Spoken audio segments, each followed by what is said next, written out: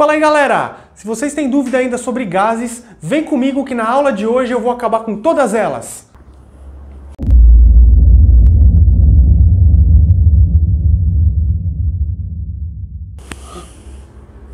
O que está acontecendo?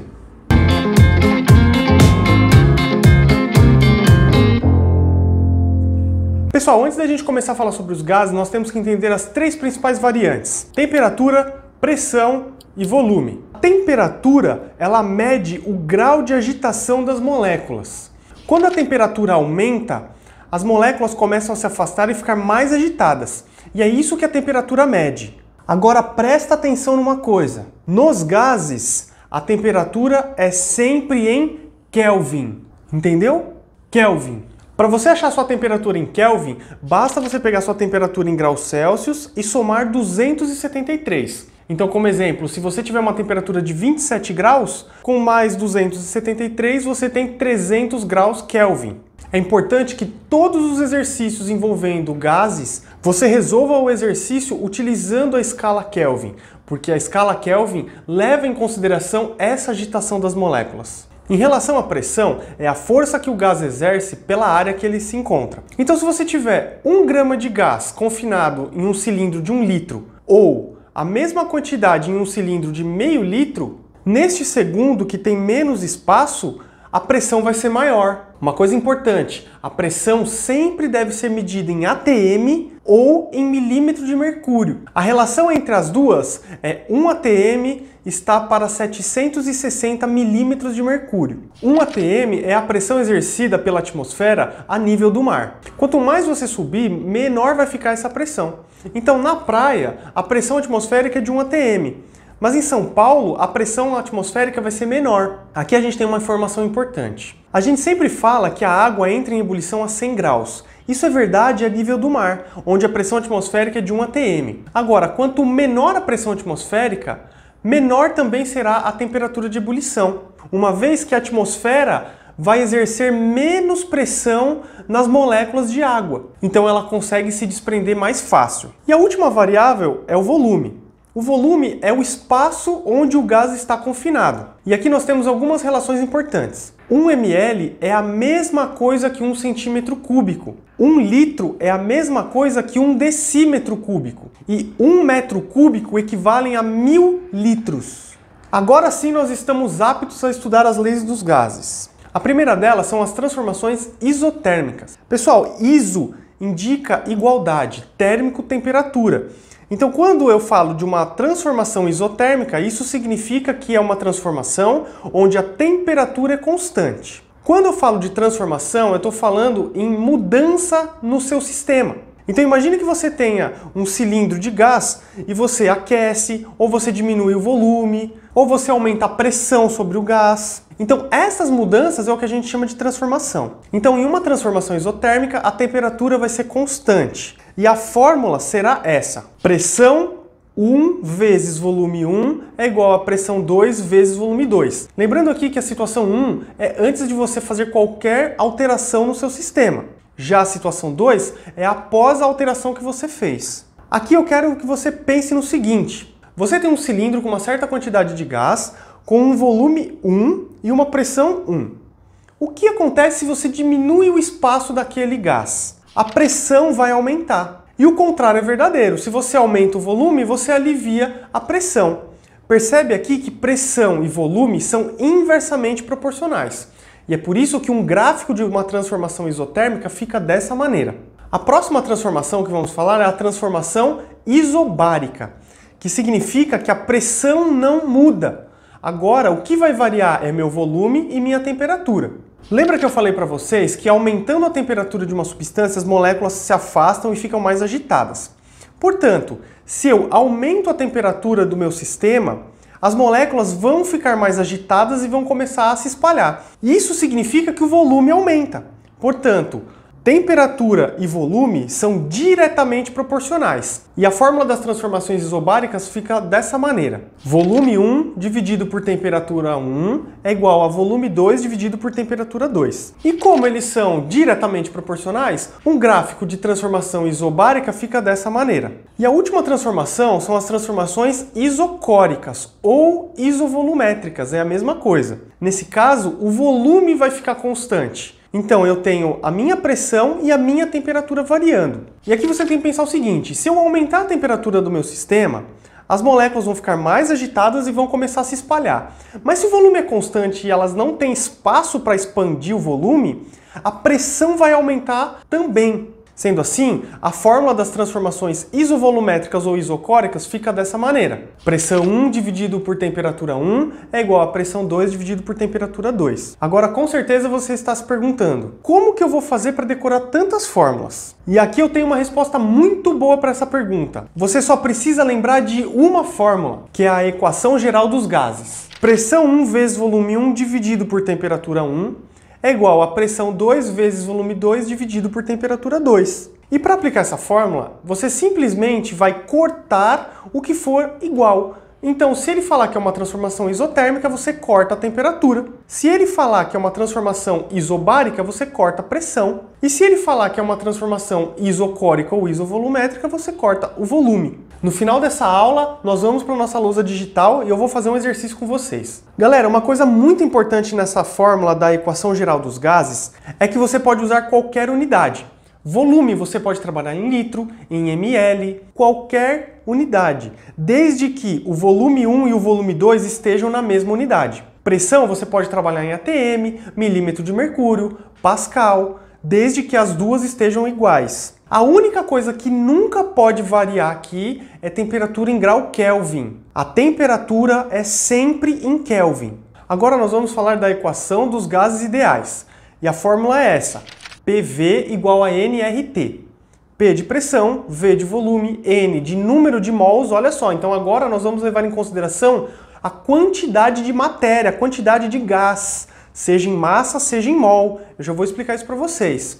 O R é a constante dos gases, que vale 0,082 atm vezes litro dividido por mol vezes Kelvin, e a temperatura em Kelvin. Esse valor de 0,082 foi calculado através da CNTP, Condições Normais de Temperatura e Pressão, onde a pressão equivale a 1 atm, a temperatura equivale a 0 graus Celsius ou 273 Kelvin, que é esse o valor que tem que ser usado na fórmula, o volume 22,4 litros, porque é o volume equivalente a 1 mol de gás, e o N equivalendo a 1 mol de gás. Nessa fórmula é muito importante que você sempre utilize pressão em atm, volume em litro. Isso porque o valor de R foi calculado para trabalhar com atm. Caso o exercício te dê a pressão em milímetro de mercúrio, tem duas saídas.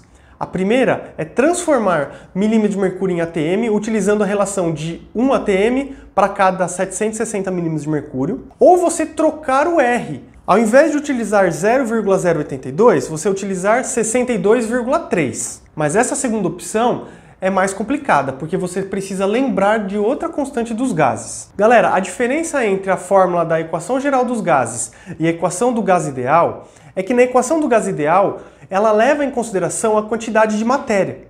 Então, se um exercício te dá massa de gás, número de mol de gás, você tem que utilizar essa.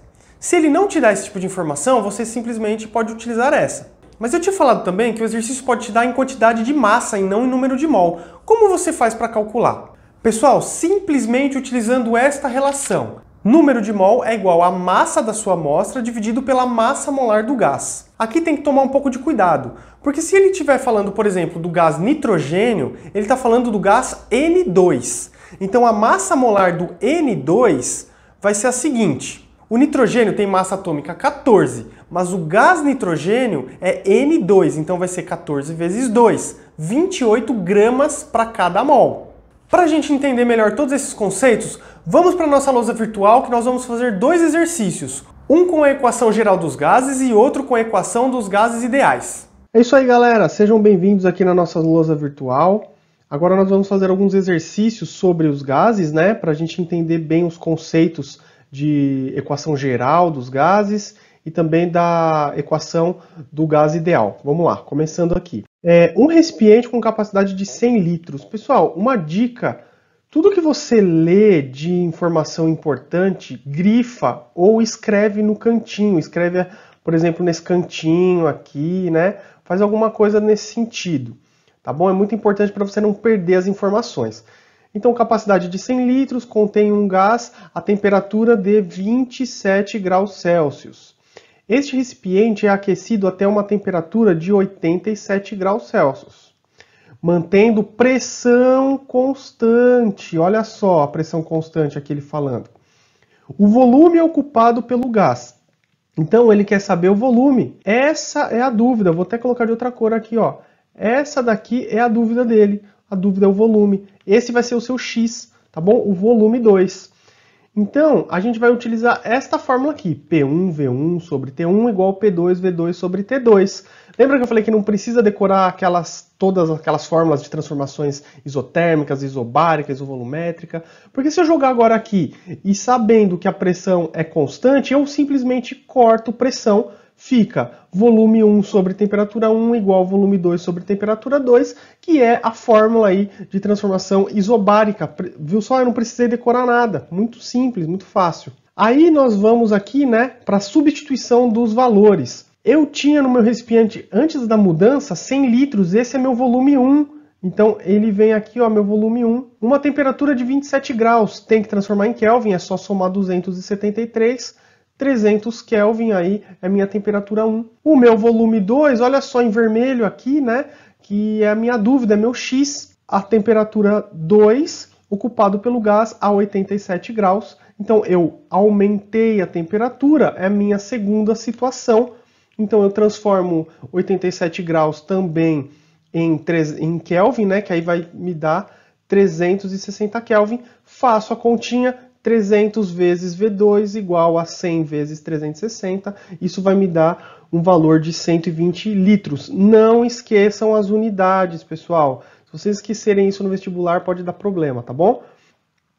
Então, um gás ideal confinado inicialmente a temperatura de 27 graus Celsius, pressão de 15 atm e volume de 100 litros, sofre diminuição no seu volume de 20 litros.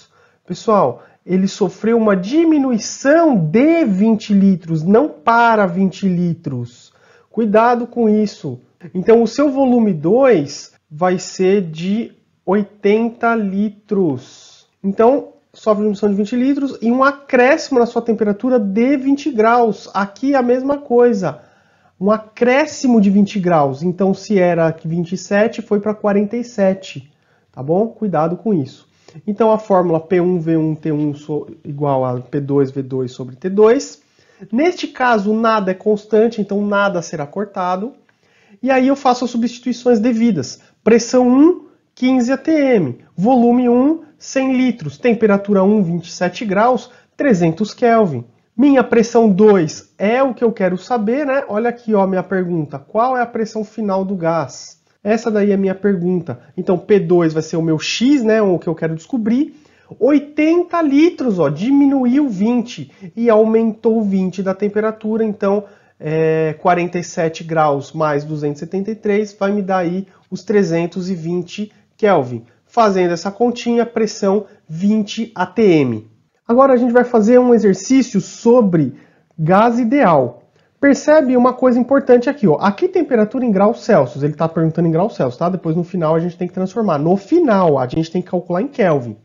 Encontra 5 mols de um certo gás. Aqui eu estou utilizando quantidade de matéria, né? Então eu estou utilizando mol. Eu poderia estar usando massa também, aí você tem que usar que a massa, né, sobre a massa molar que vai me dar a quantidade de mol. Então isso é muito importante. Em um recipiente de 20 litros, há 6.230 milímetros de mercúrio. Lembra que eu não posso, na fórmula do PV igual a nRT, para eu utilizar 0,082, que é a constante R, eu tenho que utilizar minha pressão em atm, não em milímetro de mercúrio. Então a primeira coisa aqui é transformar. 1 atm tem 760 milímetros de mercúrio. 6.230 tem X. Fazendo esse cálculo, X vai te dar 8,2 atm. Agora é só substituir na fórmula. A pressão é 8,2, o volume 20 litros, 5 mols, né? O N aí vai ser 5, o R é a constante 0,082 e aí você quer saber a temperatura, então você chegou. Olha só aqui, vou destacar, né? A que temperatura? Esse é seu X. E aí você tem aqui temperatura em 400 Kelvin, mas a pergunta é em graus Celsius. Se é em graus Celsius, eu tiro 273 agora e a temperatura é de 127 graus. Vamos voltar para o vídeo. É isso aí, pessoal! Espero que vocês tenham gostado desse vídeo. Se gostaram, deixa o seu like aqui. Se não é inscrito, se inscreve, ative as notificações, que ajuda muito o canal. Espero que vocês nunca mais tenham dúvida em gases. Valeu!